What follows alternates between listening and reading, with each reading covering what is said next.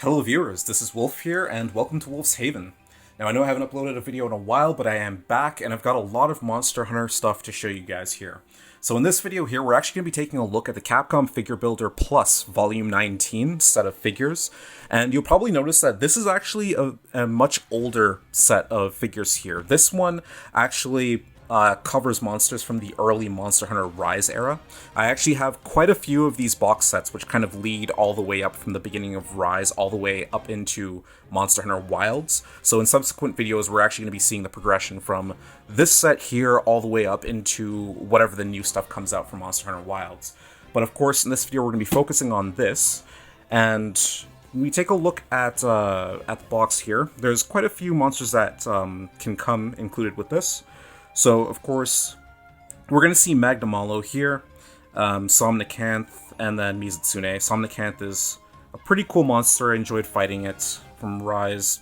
And then on this side here, we have Tetranodon, Agnosum, and Keizu. So, without any further ado, let's jump into this and see what we get. So here's what the Volume 19 figures look like once they're completely assembled and out of the box. So let's take a look at them one by one real quick. So let's start off with Tetranodon over here. So Tetranodon actually doesn't look too bad. It's your standard visual quality that you'll expect from the smaller figure builder line here. I do like how there is a bit of a mossy effect on the back of Tetranodon here. It actually does look pretty good despite the scale. Of course, he has this absolutely massive belly right here. Quite a bit of detail with a lot of these little, like, bumps or pimples or whatever that are there, and a lot of these dirt marks on the belly from sagging on the ground there. Quite a bit on the face with all of these scales and whatnot, and a bit of detail in the mouth there. Overall, it looks pretty good. I'm not the biggest fan of Tetranodon. He's kind of a boring monster, to be quite honest, but this model version of it actually looks pretty good. So now we'll take a look at Keizu, which is easily my least favorite of the set. Most likely because he's probably my least favorite monster in the series. I just do not like this thing. Yeah, this is Keizu. And he has a very long neck, a very freaky looking mouth, and overall he's not really that impressive to look at. I will say that in figure form here, it does look pretty good though, quality wise. I do like how they got the colors, like the different pigmentation on the wings here, but overall for the most part Keizu is mostly just white with a little bit of pinkish spots in very specific areas. But overall, not a monster I'm very proud of, or a monster that I really like, to be honest. My least favorite monster to fight, and design wise it's just a very ugly monster, so easily my least favorite of the set here.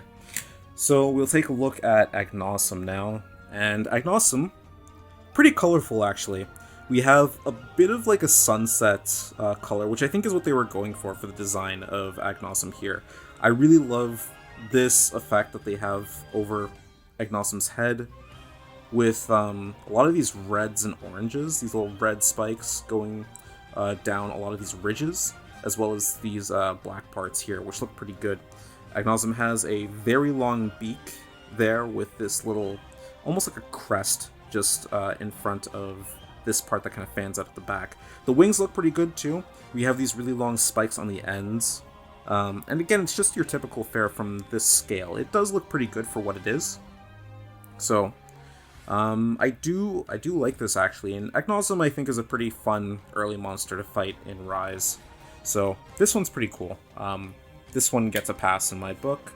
And then we're going to take a look at Somnicanth here, which is, out of the smaller monsters in Rise, is definitely one of my favorites, actually. I do like the fact that this monster does fight with a lot of sleep-inducing abilities. And the fact that it's a snake is pretty cool as well. Design-wise, I do like the contrast of the yellows and these purples. Those colors do go together quite well. And on Somnicanth, the design here does look good. There's some very small details with some pigmentation on this whole big pink area, just above the head, and then we have like these ridges on the top here, which look pretty good.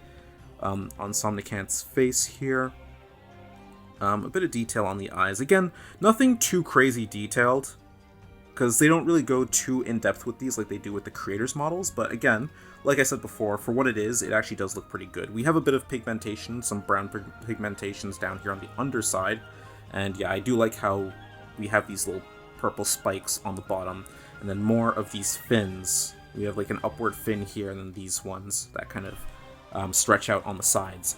Overall, Somnicanth is honestly a winner here. This looks pretty good. I really like the design of this, especially when compared to the other ones we've already looked at.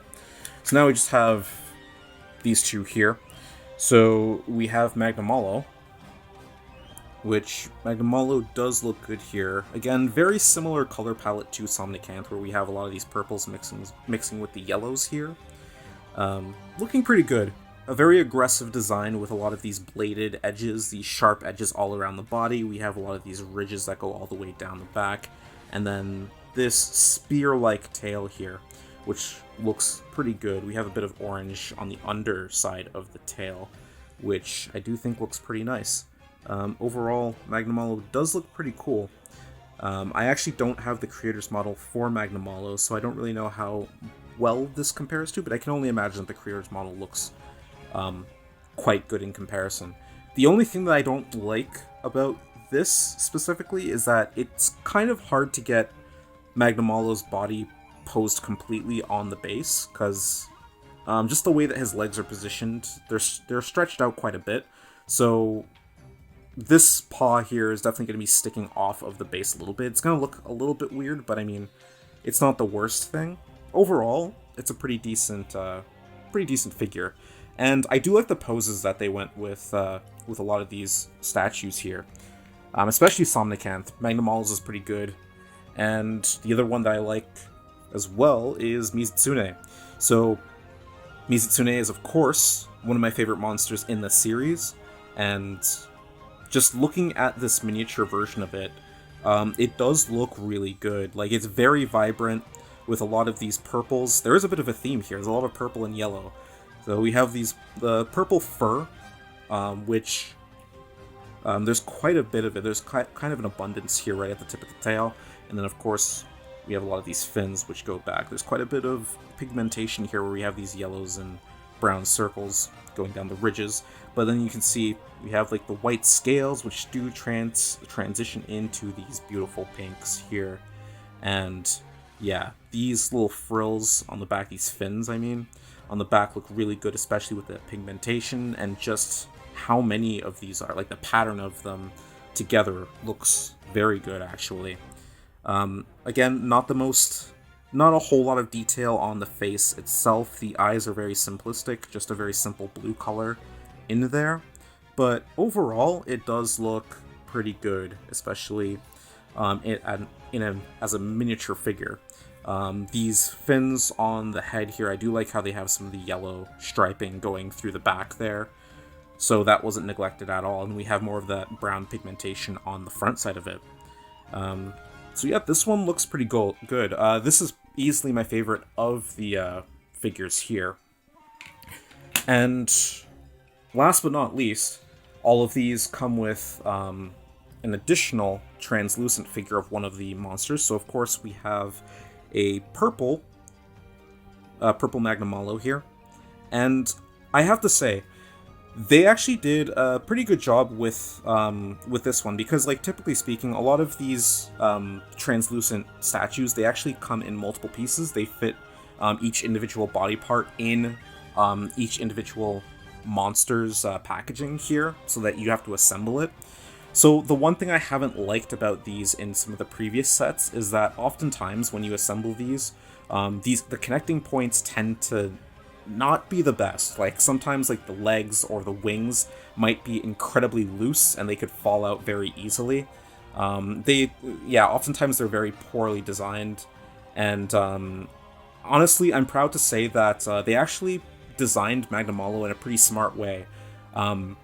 Not only are the connecting points very precise and very stiff, so they do stick in quite well, but one of the things that I liked was on the hind legs, they actually did something where they put a peg going through one of the legs, which goes through a hole through the back of Magnamalo, and then it does connect the other hind leg together. So they do stick together actually very rigidly, and I think that that's actually a very good idea at keeping the whole structure very rigid.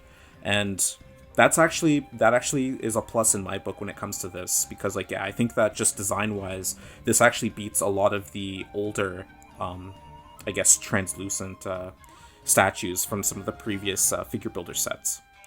But yeah, that's gonna do it for this video. That's all of these statues here.